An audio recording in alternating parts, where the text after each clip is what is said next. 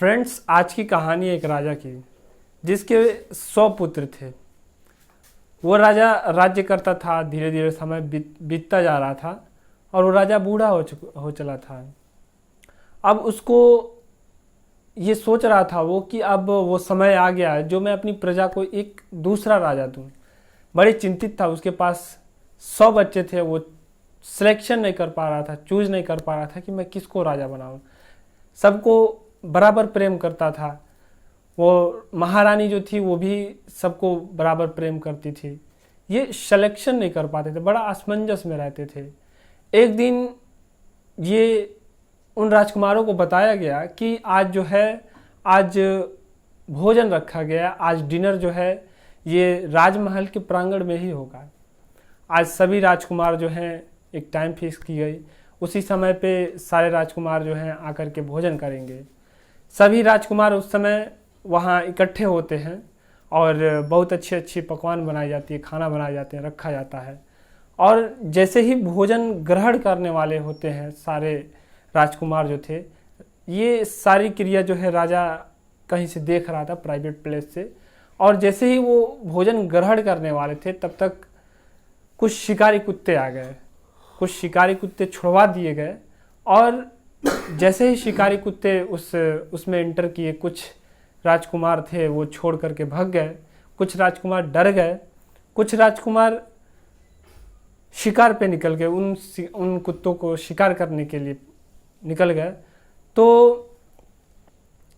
ये सब देख करके राजा बहुत आश्चर्यचकित हुआ। लेकिन एक और चीज़ उसने देखा कि उसी में एक लड़का जो था, एक राजकुमार था, वो भोजन कर रहा था। और अगले दिन फिर सभा लगी और राजा ने अनाउंस किया, मैंने राजा चुन लिया है और आपका नेक्स्ट राजा जो है मैं अभी अनाउंस करने वाला हूँ। सारी जो प्रजा थी सबको सुनकर के बड़ा आश्चर्य हुआ कि आखिर ये कैसे इन्होंने सिलेक्शन कर लिया। भोजन तो हुआ नहीं, सारी जो कमेटी बैठी हुई थी, सारे जो राजकुमार इकट्ठा हुए थे, सारी जो वो सब भंग हो गई, भोजन ग्रहण नहीं कर पाए। सभी लोग अपने अपने कक्ष में चले गए, अपने अपने रूम में चले गए। आखिर इन्होंने सिलेक्शन कैसे कर लिया है।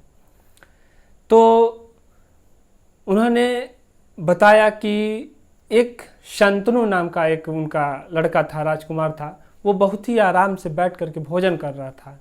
तो उस राजकुमार से पूछा गया कि आखिर तुम क्यों बैठ करके इतनी शांति से, शिकारी कुत्ते भी थे, इतने शांति से बैठ करके तुम क्यों भोजन कर रहे थे, आखिर कारण क्या था। तुम्हारे पास कोई डर नहीं था, तुम बिल्कुल भयभीत नहीं हुए।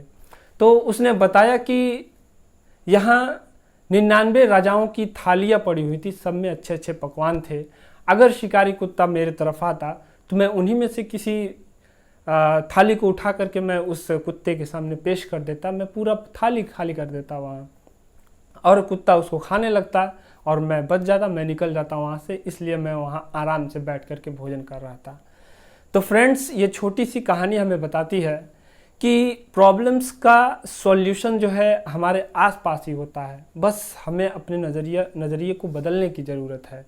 हमारे पास जो भी इक्विपमेंट है, जो भी उपकरण हैं, हम उन्हीं के सहारे अपने कार्य को करते रहें।